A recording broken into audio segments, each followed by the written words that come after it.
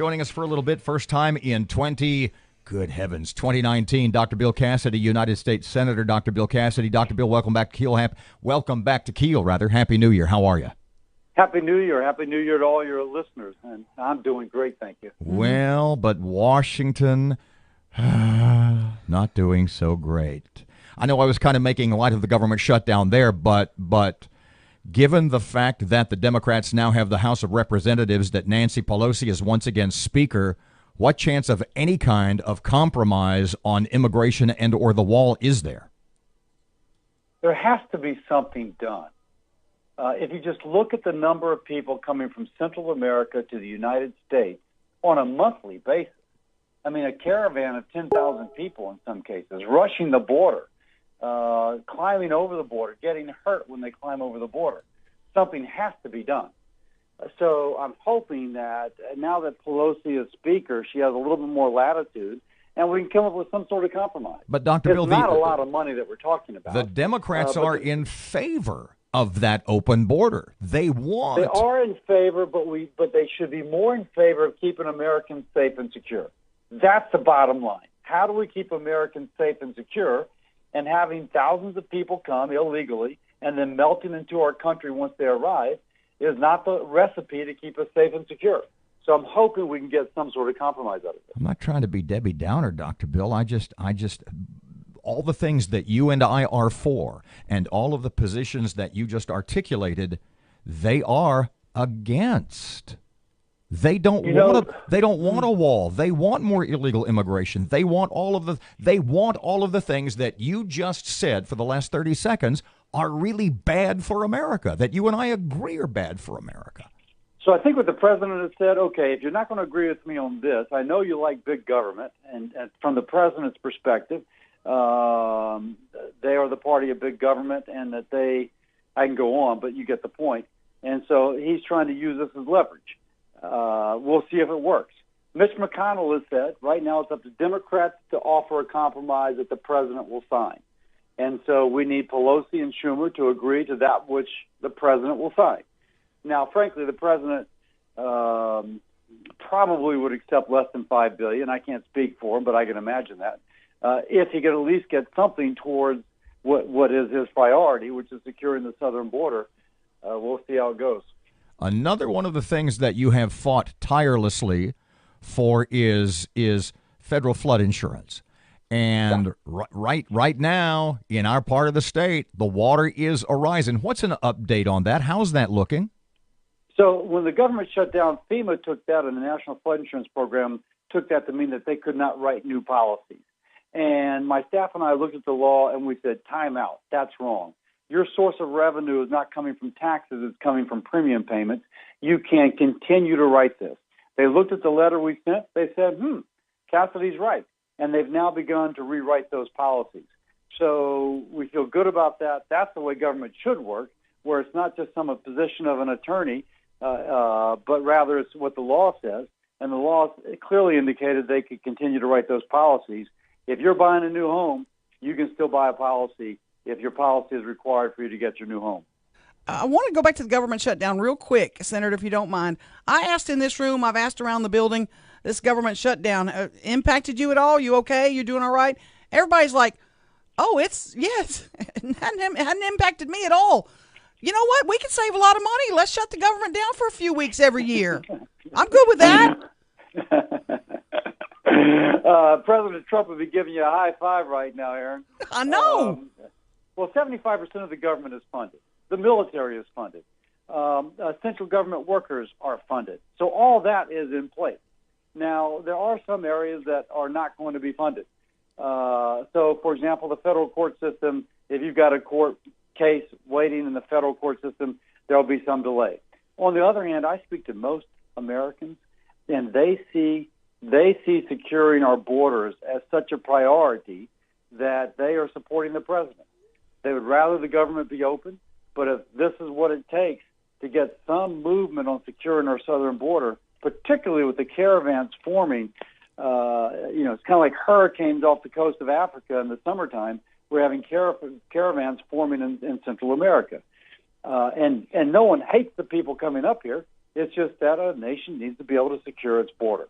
And so that's the push right now. Mm-hmm. Dr. Bill, a fellow you have become rather very close to over the last year or so is former Saint star Steve Gleason. What a guy. Who is suffering from amyotrophic lateral sclerosis, and you are trying to get something done for him, a special award and honor. Tell us about that. You're right in everything you just said, except that we are not trying. Rather, we succeeded, and it's been signed in. The highest award Congress can give is called the Congressional Gold Medal. And folks who have received it have been like Douglas MacArthur and Jackie Robinson and Mother Teresa, folks who have made such an incredible impact upon our country. Steve Gleason just received that, and it's something I and Ralph Abraham, Mike Johnson, and others pushed and succeeded in getting. He received it not for being a football hero, but because after he was diagnosed with Lou Gehrig's disease, he used his fame to work to help find a cure, to set up research networks, to provide more support for those with ALS and other forms of neuromuscular disease, to become an advocate in general for those who are disabled. So he is the first American who is differently abled who has been so honored by the Congressional Gold Medal. And I think it was just one of the good things that came out of Congress at the end of last year. Senator, I just arranged this with your people, and I hope it's okay with you. I had an episode at a pharmacy the other day. Do you mind holding for a minute or two and doing another segment to talk about drug prices? I know we didn't prearrange this, but my blood pressure has gone through the roof over this. Can I tell you my story when we get back? Now she needs more medication. Absolutely. Would love to. Okay. More with Senator Cassidy just a couple of seconds away, 18 past 7 o'clock, 101.7 FM, 710 Keel. Here's Brandon. Senator, can you text me some blood pressure medicine? Another it sounds like your blood pressure's up. Prescriptions, writing script over the radio. Nothing. What could possibly go wrong? Senator Bill Cassidy is with us, and he agreed. I can't thank you enough for hanging on for another segment because I had an episode with regard to drug prices. Dr. Bill, are you seated right now? Yeah. Are you one of those guys on the phone who walks around pacing the room like me? I would suggest you grab a chair. Oh, man. Erin? Okay, I'm ready. Senator, I get sick a few weeks ago. Lingered for a little while. Finally went to the doctor. Gives me 3 prescriptions that I take to the pharmacy because they can't call them in anymore. I don't know what happened with that. But so I take them to the pharmacy. I have a new prescription plan. I didn't have the card with me. So it took a little while to look it up, blah, blah, blah. Go through all that mess. Again, 3 prescription drugs. One of them's a little spray, mist thing you spray in your mouth, okay? Not minor, little, could buy it over the counter. Anyway, she comes back, finally figure out my health and my prescription drug cost. She goes, with my insurance, finally, she says, that'll be $126. I said, really? This is shortly before Christmas. I said, are you kidding me? She goes, no, ma'am. I said, well, what if I just pay cash for these? How much would that be? Bill, please sit down. Sorry, I call you Bill. Senator. She said, oh, ma'am, if you paid cash for these, they would be $200 a piece. A piece. $600. One of them, again, a little spray mister. One is a cough medicine, and one is an antibiotic. I am getting robbed. We, the people, are getting robbed. Somebody at these pharmaceutical companies has no conscience, I guess. What's the answer to this? I'm tired of getting robbed. First, did you get generic or name brand? I got generic. Okay. So the issue is a little bit more complicated. Okay. But what you're saying is absolutely true. Drug costs are too high, and there is just this kind of craziness about how they're priced. What may have happened is that the pharmacy benefit manager, the insurance company that purchases the drug, or contracts for the drug from the pharmaceutical company on behalf of whoever insures you, may be getting a huge rebate. Mm-hmm. And unless you go through your insurance, you don't get the actual price. You get the non-rebated price. Now, you did the right thing to ask what if it costs cash only. Right. But on the other hand, the fact that some people do have to pay cash because they're in their deductible or because they don't have insurance or whatever, right, and they're paying $200 a piece, is sticking it to you. But let me say something else. Not knowing the pharmacy you went to, If you shop pharmacies, you can actually get a lower price.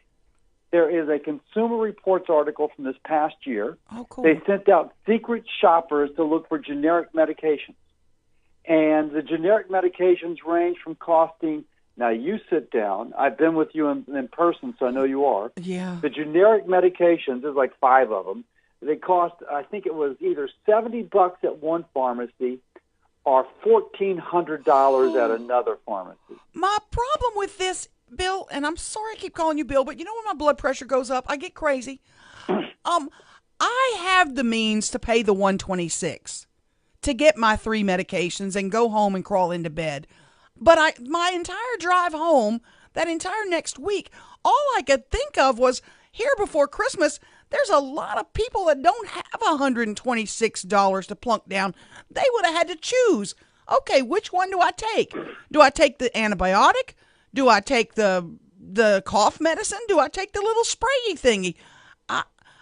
Is there anything little old Robert can do to help stop this, to tell these pharmaceutical companies to stop robbing us? And pardon me, Dr. Bill, is it really all on the pharmaceutical companies, or at some point is it government adding more and more and more people to Medicaid rolls like here in Louisiana? Well, you just had to open up another can of worms. Oh, yeah. But let's just go with the most simple way to approach it. It could be the pharmacist, and we're trying to push for what is called price transparency, so that you don't have to call up each pharmacy. You can actually just figure out, as you would buy a pair of jeans, maybe go to Macy's or Target or to Walmart. Well, where do I get the jeans I want at the best quality, the best convenience? We need to do that for medications. So, like I said, generic medications from a Consumer Report was like $70 at an independent pharmacy and like $1,400 at a chain pharmacy. And you can look up that article in Consumer Reports. I will share that. It could be the pharmacy benefit manager, or it could be the pharmaceutical company. So Dr. I'm Bill, working with the administration to hit each of those so that the patient isn't the one that's bearing the price for these 3 entities overcharging. would it be You fair need to say, say, oh my gosh, look at this independent pharmacy, $70.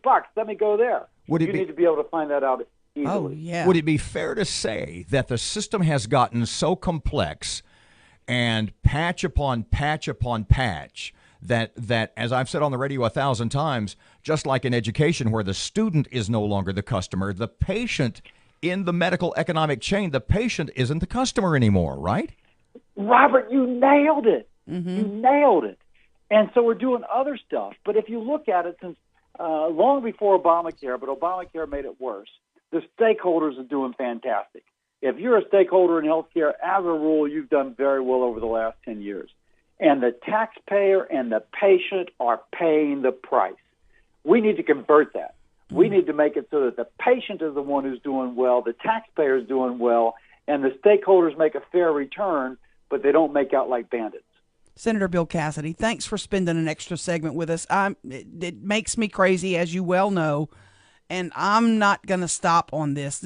This made me nuts heading into the new year. Look at that Consumer Reports article, Oh, easily found. Go to consumerreports.org. And I'll share it. log on. I'll share it on our Keel website, and I'm going to post this segment on pharmacy prices so folks can go right on this. I'm going to stick on this all year. I'm with you on this one. Great stuff, Dr. Bill. Happy New Year. Thank you so much for your extra time. Happy New Year to y'all. Thanks.